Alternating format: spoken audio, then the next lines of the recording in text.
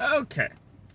So, new movie corner. It's been a while since we did one of these, mainly because past couple of Tuesdays I haven't been able to do anything because of work.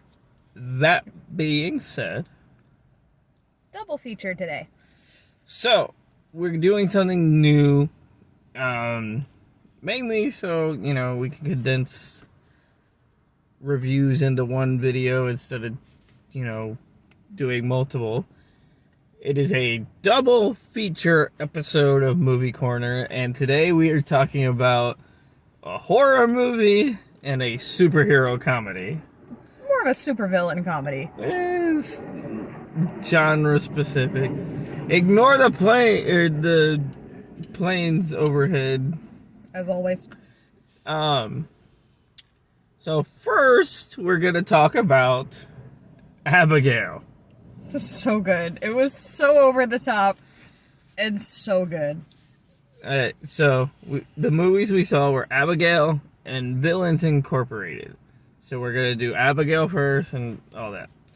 So Abigail is what you get when, directors actually use, practical effects, and you shove a bunch of mercenaries into a house, and the person they kidnap turns into a vampire, turns out is a vampire. Yeah. And the person they kidnapped is also a 12-year-old girl. Alright, so here's the point where we say, if you're new here, spoilers. If you don't want spoilers, go watch the movie first and then come back. Yeah.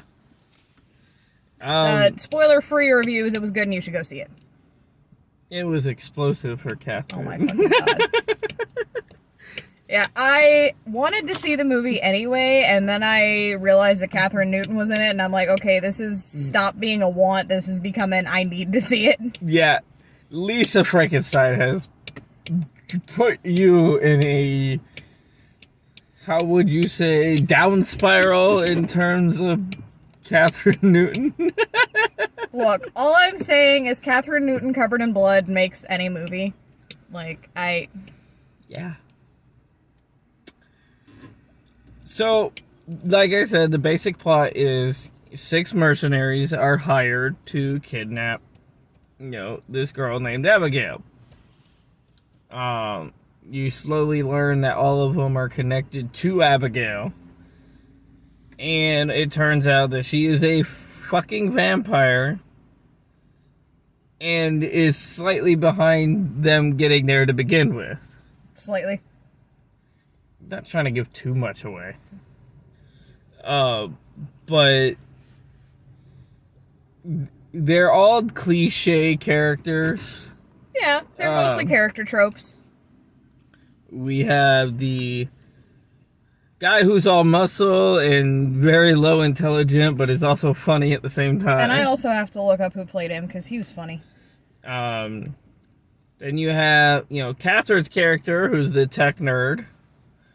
You have the survival girl, who is the junkie mother who's trying to get clean and doesn't feel like she's a good mother.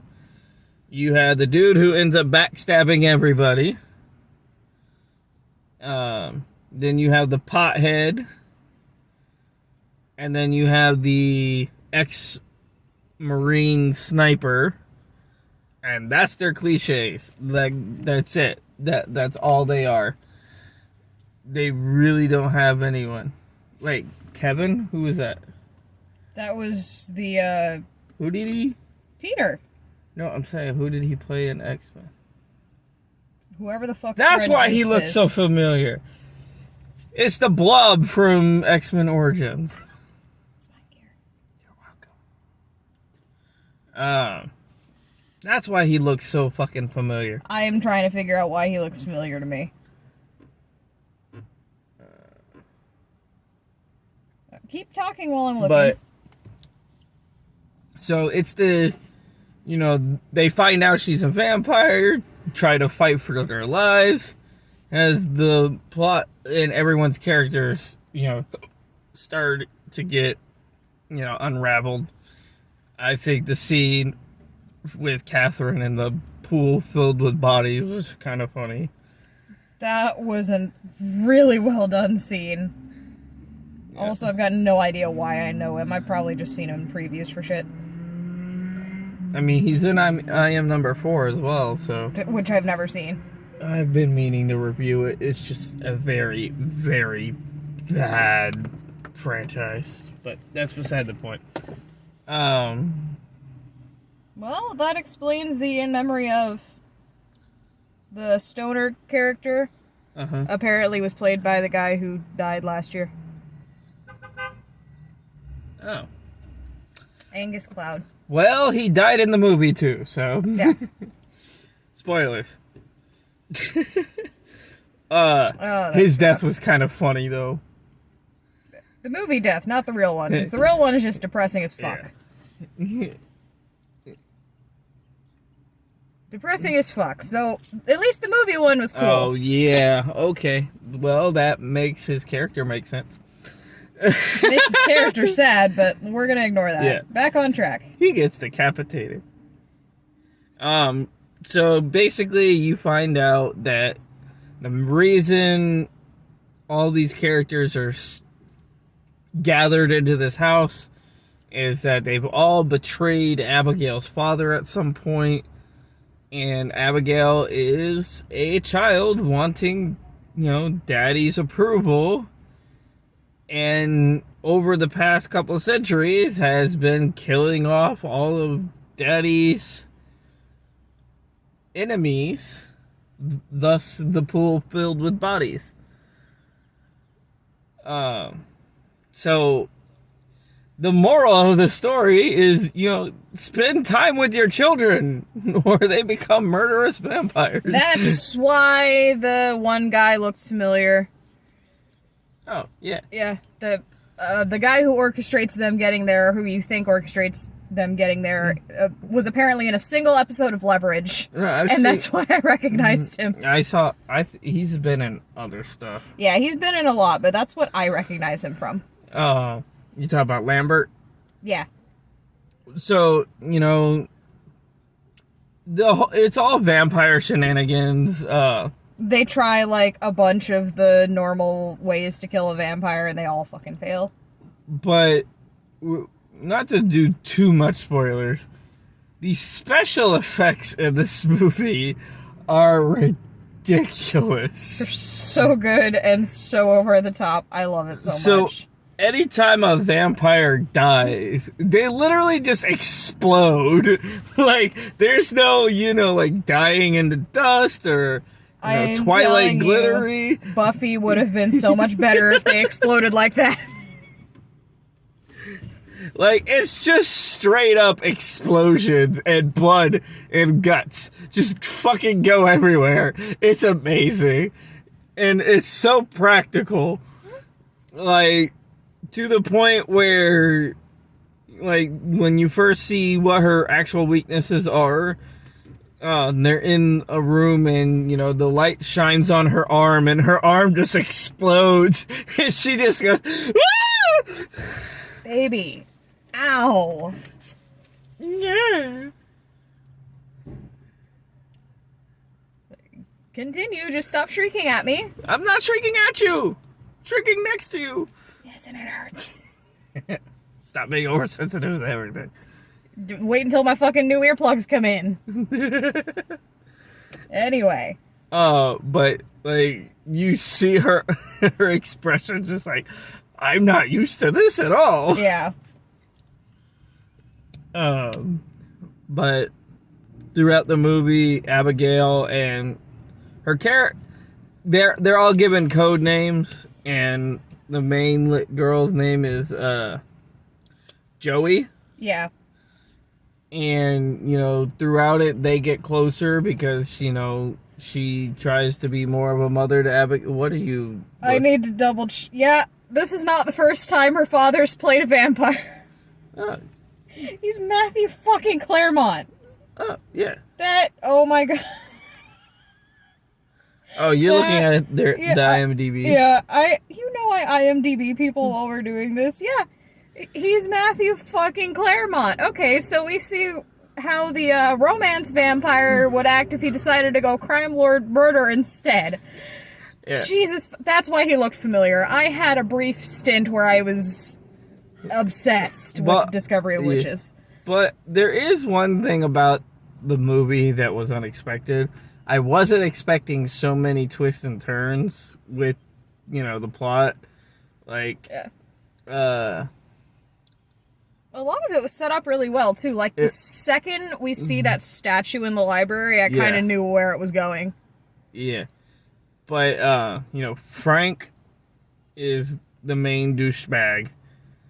And I did not expect him to turn into the final boss of the movie. I didn't either. I thought he was just going to be run-of-the-mill douchebag who gets killed. Yeah, the twist is he chooses to become a vampire and ends up fighting Abigail with vampire powers, and it's just fucking out the wall. The fucking scene where she hits the floor and her neck cracks. And just That hurt me. The sound effect was amazing.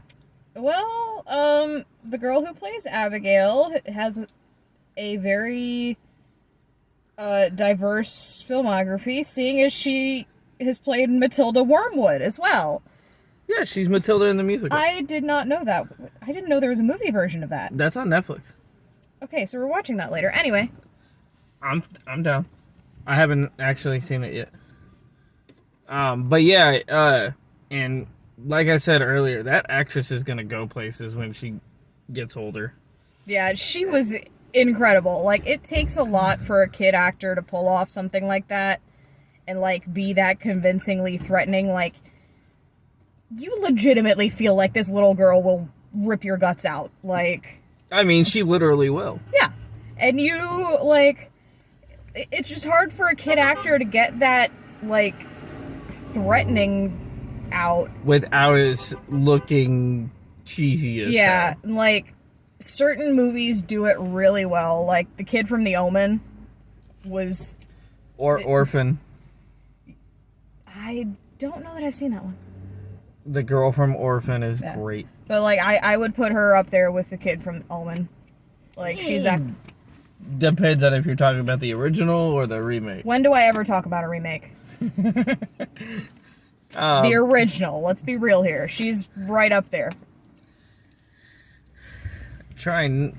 I'll have to edit this down in... With the glare. Yeah, the contrast. Or just say fuck it and upload it. Just say fuck it. It's fine. But...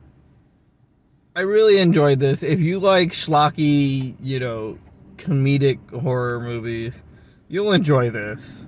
It's the best of B horror. I would honestly call it C horror, because I think having an actual decent plot line bumps it up to B. Yeah. And, the actors are great. Yeah, I mean, Catherine's amazing. So is everybody else. It just... Give the little girl an Oscar. The amount of blood by the end of the movie is fucking ridiculous. That, honestly, is what plots it firmly into B territory, is the special effects. Just the amount of blood is ridiculous. It's amazing, and I love it. It's damn perfect. Don't change a thing. So, for Abigail, I would give it an 8 out of 10. Only because... while it did have twists and turns, it was still a little bit predictable. 9 out of 10. You lose 1 point for what you did to Catherine.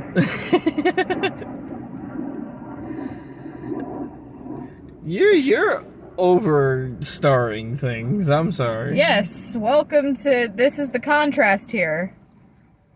I just like shit. That's my thing.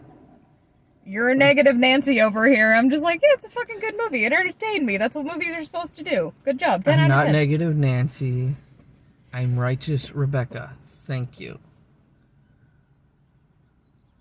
I just got the worst flash of a fucking mom trying to get the queer books banned from her kid's school on a righteous crusade. I'm sorry. But it did... You just grew a Karen haircut and a cross pendant there, ma'am. No! Don't call yourself that. Stop that. So, Abigail out of the way. Villains Incorporated. Colin Mockery doing shit. That's all you need to know. So, the reason I wanted to see this movie, 'cause it's only playing in select theaters, so the reason we're out in here... We had to drive 40 minutes from home to go to another AMC that was actually playing it. It's... The only reason I knew this movie even was playing in theaters is because I follow Colin on Instagram, because I'm a huge Whose Line Is It Anyway fan. I've watched Whose Line since it was in, the original version was on reruns in Comedy Central, even before it started airing with Drew Carey. Like, I am a big improv fan. Like, 90% of my reviews are improv and stupidity. And she knows how much I do improv. So, Villains Incorporated is what you get when henchmen of a villain lose their villain and try to make it on their own. Pretty much. So the whole concept is, the super villain. I can't remember the villain's name because he's literally like in the first General Winter or something. General whatever. Either way, they're the reason he's killed in the first place. Yeah. So it's filled with a. I had hiccups. Just keep going. It's filled with a lot of slapstick comedy, which is, my forte. And in the beginning of the movie, Beatrix and one of the other guys, the one not played by Colin, I can't remember. I don't either, but I will look it up. But they're, with their supervillain, to stake out and gain new powers. And in the process, Captain Justice, who is the, main hero of the franchise. Kane was the other guy. Kane. I should have remembered that. Yeah. But he ends up dying through their antics because of a spider on top of Kane. And the spider gets smacked into the supervillain, blowing him up because it bites him. No, it didn't even bite him. He gave himself lightning hands through illegal drugs and was charging them up and absentmindedly swatted the spider, thus lightning handing himself. He blew himself up. He basically kamikaze. Yeah. So, after that happens and they try to start finding their own... their own way of life. They're wanting to create the evil version of Petco to make money and take over the world by chipping animals and selling them to other villains. And they find out that Beatrix tries to try out to be a new villain, because in this world you have to have an ID or like a driver's license or like a villain license to actually be a villain.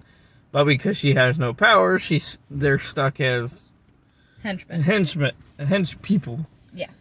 And they try to do something more, and she is honestly a good boss herself.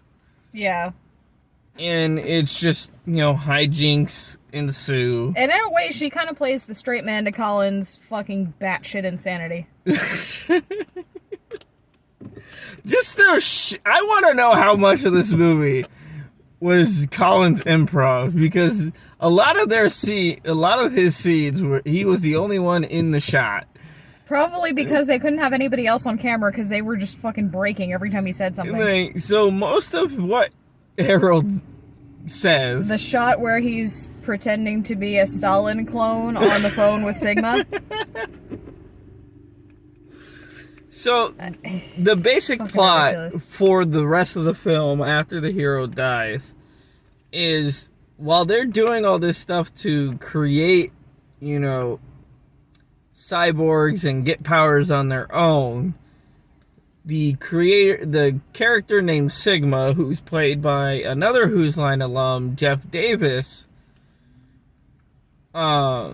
he's basically the giant Lex Luthor of the universe. Speaking of Lex Luthor, are we gonna bring that up? I was going to. One of the characters' name is Alex Luthor. Spelled Loother. Yes, I memorized it. He was also the funniest fucking character. So Alex is the tech nerd that creates the device that, you know, basically overrides everything and lets Harold be like this fucking massive, you know, husk of a person and give them enhanced powers and strength and stuff like that. And that's basically the whole plot. They're trying to make their own powers so that they could steal money to, you know, be successful. But in the process, you know, she is the cliche of friends lying to each other and no one's being honest with each other and stuff like that. Yeah, the third act breakup.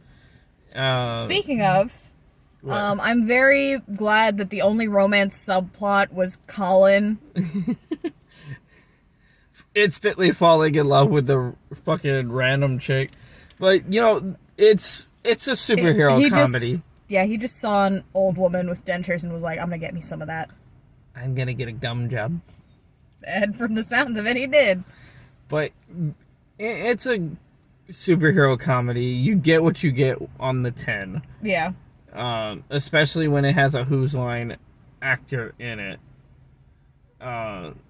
Eventually, there will be a hero episode for this. Just because I came up with so many jokes throughout the movie. But it is extremely well done. It's a superhero comedy, so you get what you get. The 10 is there. So, if you like superhero comedies, you'll love this movie. If you like comedies in general, I felt like some parts of the plot were a little bit weak. Like, it was kind of disjointed how it kept jumping from villain to villain. And I feel like the original plot was supposed to be something like villains turned heroes. And I feel like the plot just ignored that aspect of their characters. Yeah. Because, like, you could see them not wanting to be as villainy. But like then the one guy having a breakdown when he accidentally kills a superhero. Yeah. Well, and then out of nowhere, oh, I'm just going to kill this person. Because this person is, like it's a little disjointed at points, but like you're not okay with killing a supervillain, but you're not okay with killing a superhero, but a random hench person you're going to kill. I mean, I do kind of see at that point it's, you know, fight or flight is kicked in and his loved ones are being threatened, which will change it. Changes the situation, but still. It's a little disjointed, but it's good. And like I said earlier when you were criticizing me for giving out too many stars, all a movie has to do is entertain me, and it did that. I'm still not going to give it as high of a praise. Whatever. I think it's like I'm getting to. I think it's maybe a 7 out of 10. I'd bump it up to an 8 just for Colin being funny as shit. The plot is what bugs me. The plot is way too disjointed. And like I said, I will definitely probably do a hero episode in the future. And honestly, in a certain way with the Whose Line alums, I was expecting the disjointed plot. Yeah. Because you have to have room for Colin to Colin. Yeah. You can't have too much of a stringent plot. Like I said off camera, I was really expecting more Whose Line alum in there. Yeah. But shockingly, no Ryan Stiles. No Wayne Brady. No Brad Sherwood. None of the girls. I just wanted Ryan to come in from off screen, kiss Colin, and leave. No explanation. But, like I said, if you like superhero comedies, you'll love this. If you like Whose Line, you'll love it. So, go check both movies out. To be honest, they're really good. That being said, Thank you for watching.